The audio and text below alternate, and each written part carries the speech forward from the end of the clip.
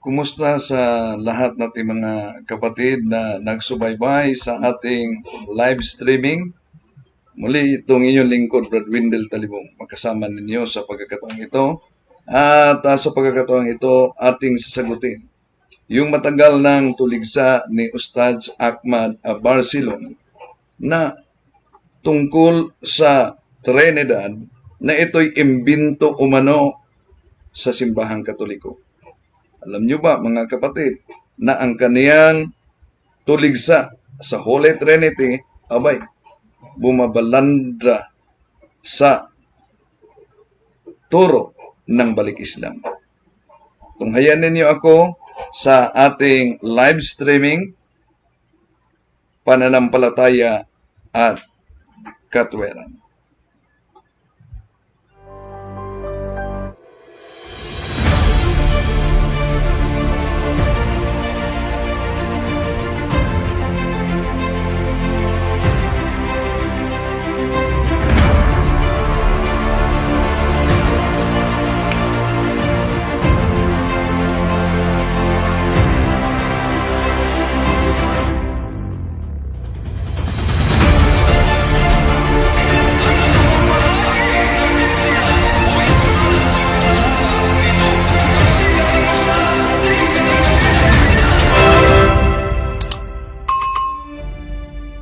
Kumusta sa lahat nating mga kapatid na nagsubaybay sa ating live streaming? Muli, ito yung lingkod, Rodwindel Talibong. At sa lahat na mga Catholic Defenders, congratulations sa unang araw natin na online National Convention. Isinagawa ngayong araw at magpatuloy bukas, mga kapatid. Napakaganda ang talakayan natin kanina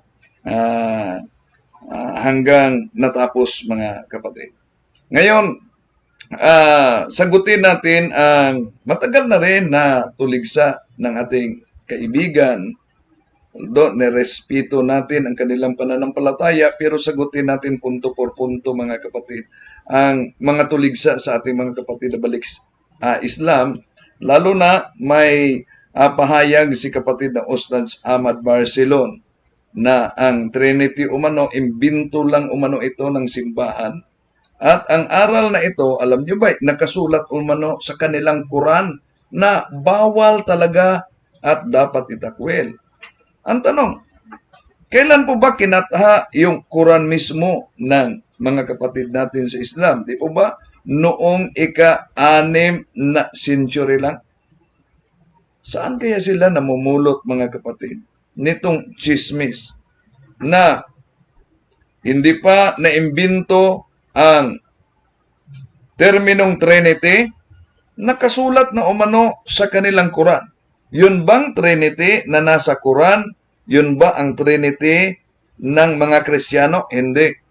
Dahil batay sa kanilang Quran, ililitaw na ang Trinity ay ang Diyos Ama, Anak, at pati na ang Mahal na Birhen Maria. Yun, ipakita ko sa inyo ang talata sa Quran tungkol dyan.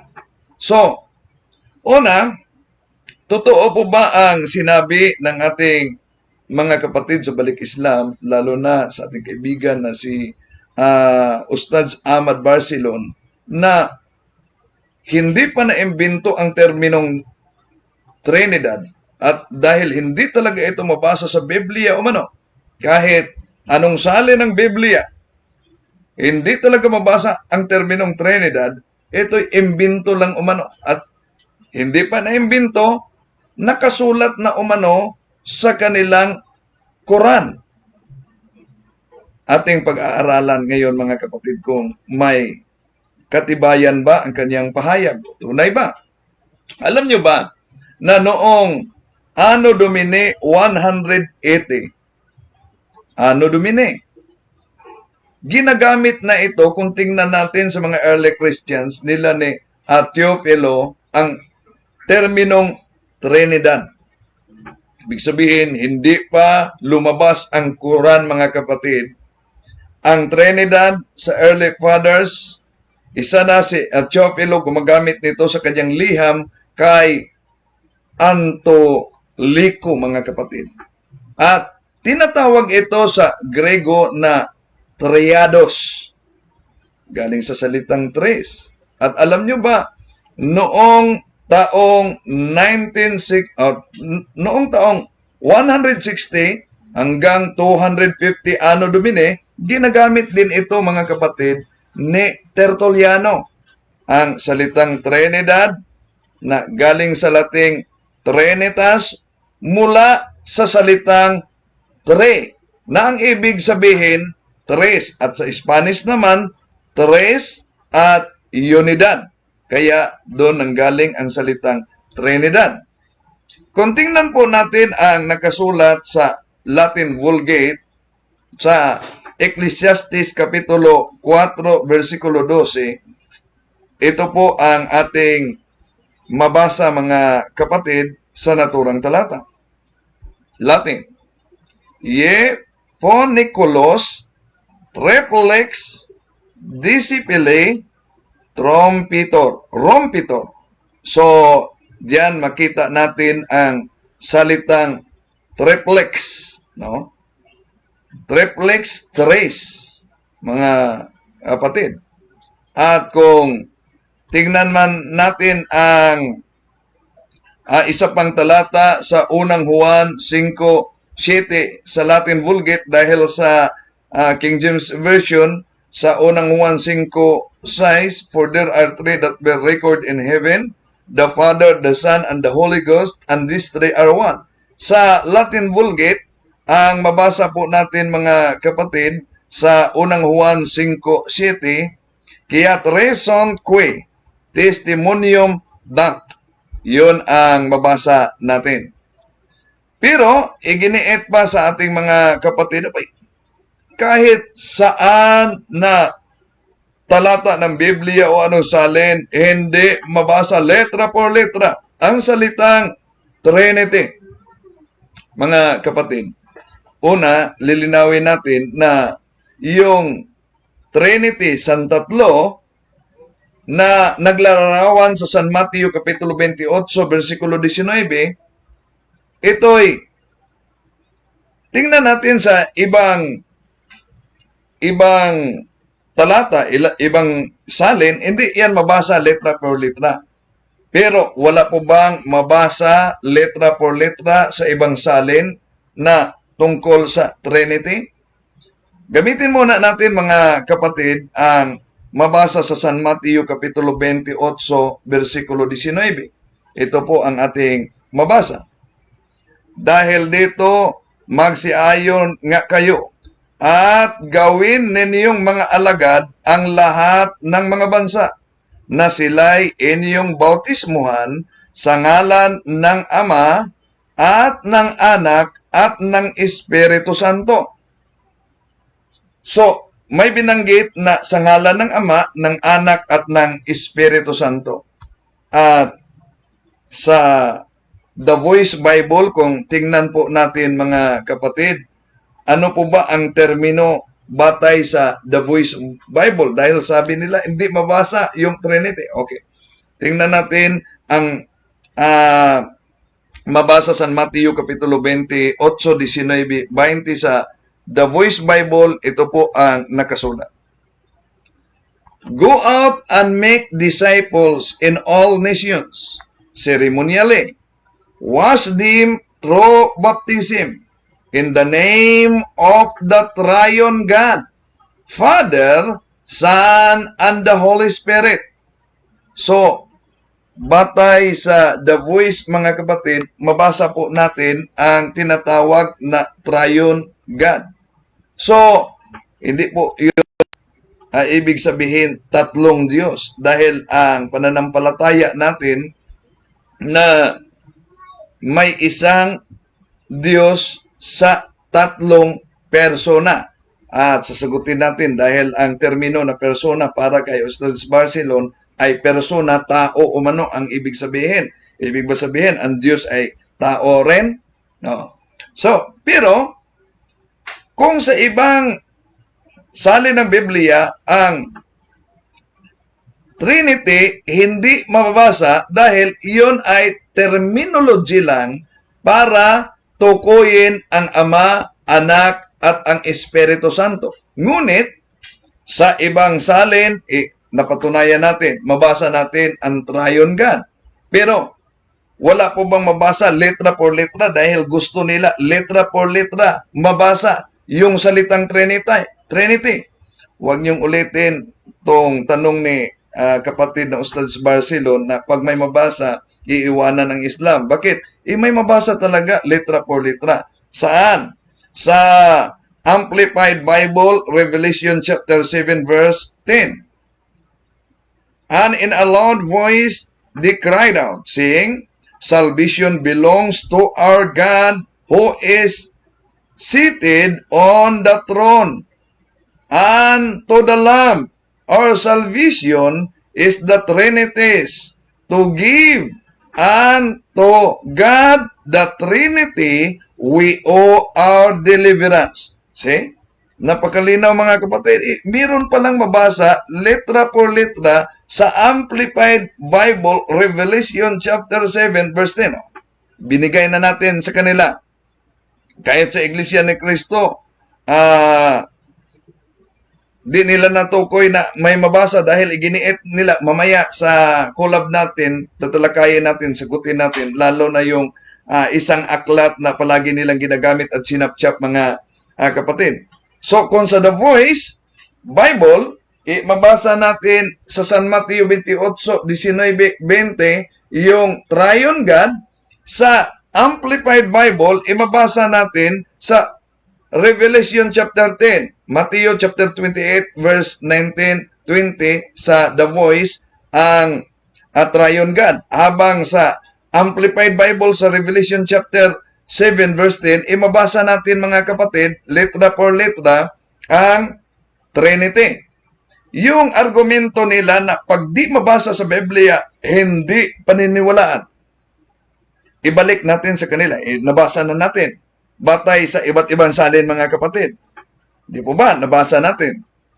Ibalik natin. Hindi ba bumabalandra sa kanila ang argumento? Bakit? Ibalik natin ang naturang katanungan. Pag di mabasa, hindi paniniwalaan. Okay, yung Quran nila. Sandali muna. Sa Quran, mismo ng ating mga kapatid, ito, mabasa ba dito sa Quran ang terminong tauhid? Nasa loob ba ng Quran? Di po ba naniniwala kayo sa terminong tauhid? Alam nyo ba kung ano ang terminong tauhid, mga kapatid? Ang tauhid ay isang termino tungkol sa monotheism, ang paniniwala ng Islam sa nag-iisang Diyos. Yung paniniwala sa nag-iisang Diyos bilang monotheism, tinatawag nilang tauhid. Tanong, kung hinahanap nila ang salitang Trinity, lalo na sa ating mga kapatid na mga balik Islam, sa mga mangangaral, saan po ba mabasa sa Quran yung salitang tauhid? Okay. Balikan natin ang kanilang argumento tungkol sa Trinity, mga kapatid. Alam naman natin na yung tauhid hindi talaga mabasa sa Quran. Pero, mali ang kanilang paniniwala tungkol sa Trinity ng mga Kristiyanos na nakasulat sa kanilang Quran. Lalo na sa Surah chapter 5, verse 116. Ano po ba ang nakasulat batay sa kanilang Quran, mga kapatid? Ito po ang ating babasahin batay mismo sa kanilang tinatawag na banal na aklat. And imagine when thereafter Allah will say, Jesus, son of Mary, did you say to people, take me and my mother for gods besides Allah? Dito lang tayo muna. Okay. Ito umano ang tanong ni Allah sa ating Panginoong Jesucristo. Na sinabi mo ba na ikaw at ang iyong ina sa mga tao na kayo ay mga Diyos maliban kay Allah? Kaya nga, mali na paniniwala mga kapatid, ngunit nirerespeto natin sila dahil hindi po kailan itinuturo ng simbahan yung sinabi na si Santa Maria ay Diyos. Galing lang yon sa maling akala ng mga iba't ibang sulpot na sikta. Kaya kung ang Quran ay banal na aklat at ito'y nagtuturo ng katotohanan, kailan po ba ipinangaral ng simbahang Katoliko na si Santa Maria ay Diyos upang itong nakasulat sa Surah chapter 5 verse 116 ay may batayan talaga at hindi maliban lang sa maling akala. So, kung tingnan natin ang Trinity na nakasulat sa naturang Surah mga kapatid, hindi yan Trinity na turo mismo ng Biblia. At alam nyo ba, balikan natin yung argumento ni Ustad Barcelon, dahil ang kahulugan daw ng persona, ang persona, ibig sabihin, tao. So, yon ang definition nila. Ewan ko kung nagkaisa ba sila na ang persona, ibig sabihin, tao. Pero, yun lang ba po ang alam nila sa kahulugan ng persona? Mga kapatid, kung tingnan po natin ang dictionary, ang persona po ay, yung person ay i-define. Person is a being, tingnan natin ang definition mga kapatid. A person is a being that has certain capabilities or attributes such as a reason, morality, consciousness, or self-consciousness, and being a part of a culturally established form of social relations such as kinship, ownership, or property, or legal responsibility. Yon ang definition tungkol sa person. At sa iba pang mga dictionary, yung person,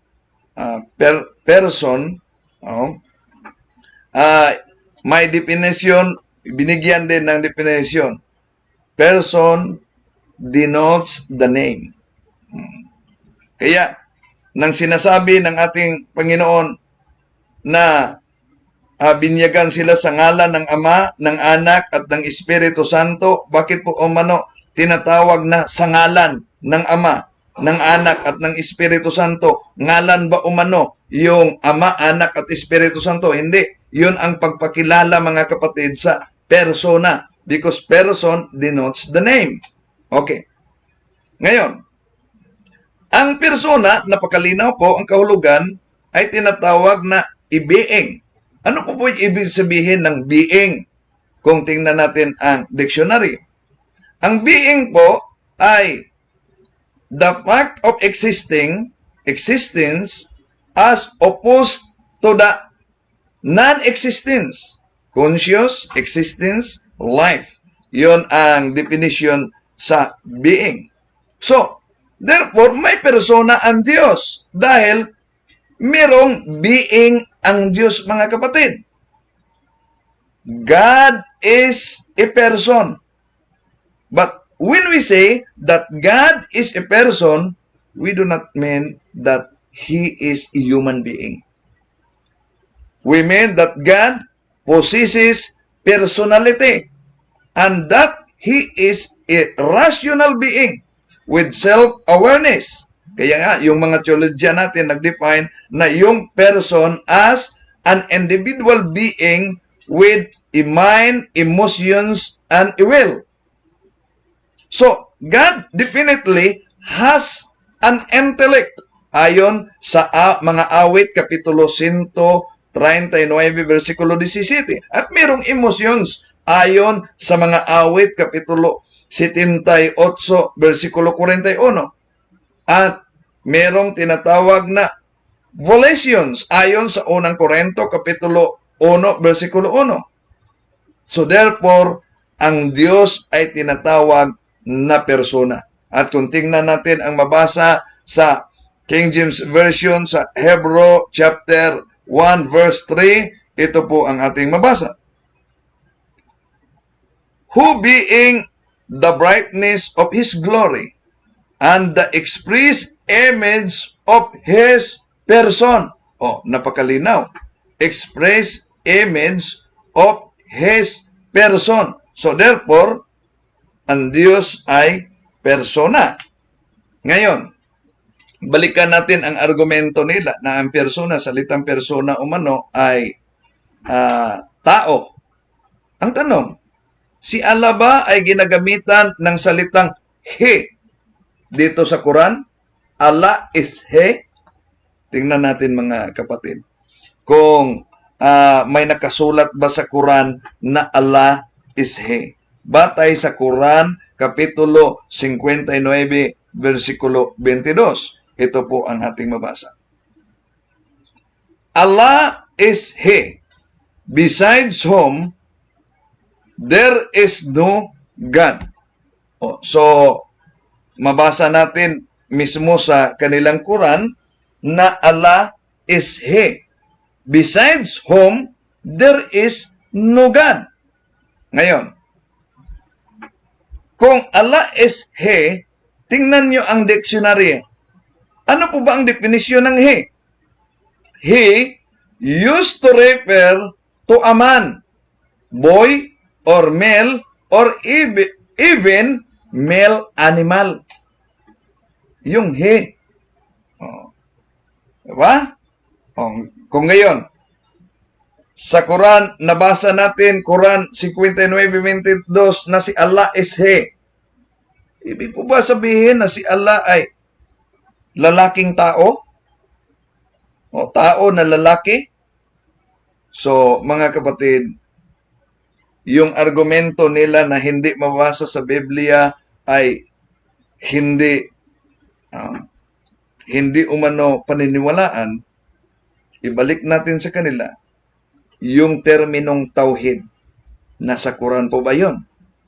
May maipakita po ba kayo sa iba't ibang translation na Quran na mabasa ang salitang tauhid?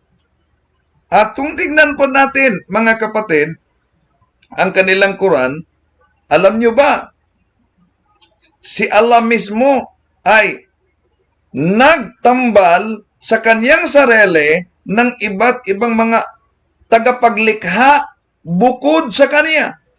At siya ang pinakamahusay sa mga tao. Saan po ba natin mabasa sa kanilang Quran? Ito po ang ating mabasa, mga kapatid, sa Quran, Kapitulo 23, versikulo 14. Ito. Pagkatapos ay ginawa namin ang binhi ng isang kimpal. Pagkatapos ay ginawa namin ang namuong kimpal na isang maliit na tambok ng laman. Pagkatapos ay ginawa namin ang maliit na tambok ng laman.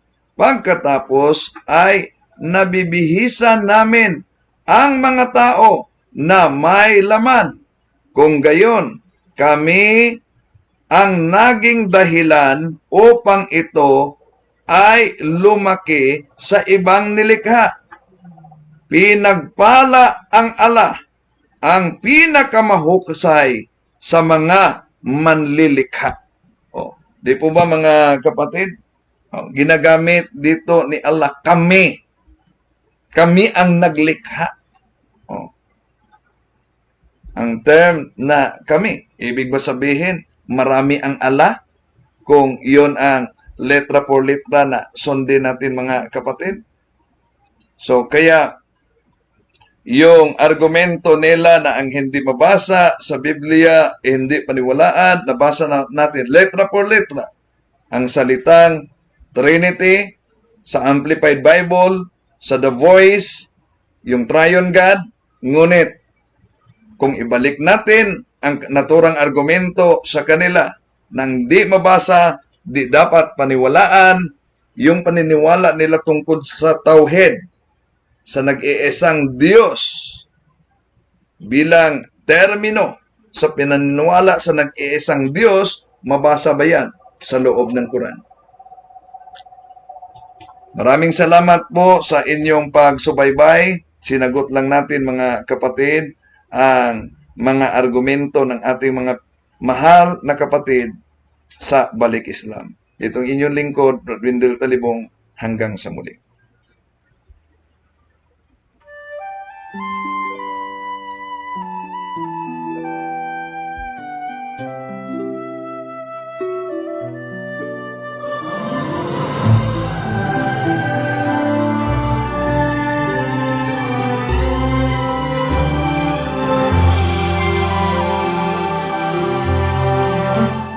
Paglipay upag maya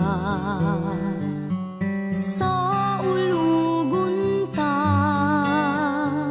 ang grasyang gihatag sa Dios pagahandumon ta,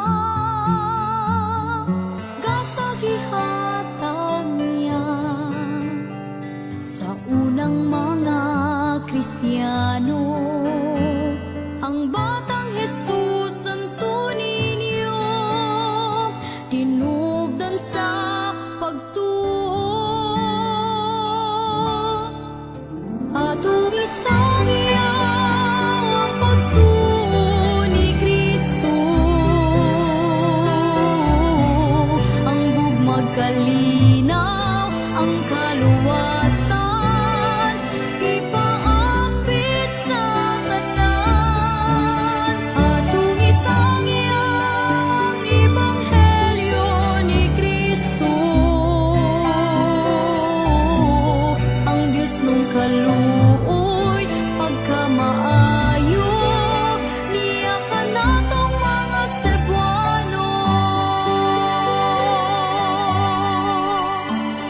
Itawag ta sa pag-alagad, di unay nga paghalad, sa kinabuhi nga balaan, gikan sa amahan, Maria mong inahan, sa pagtuo ikaw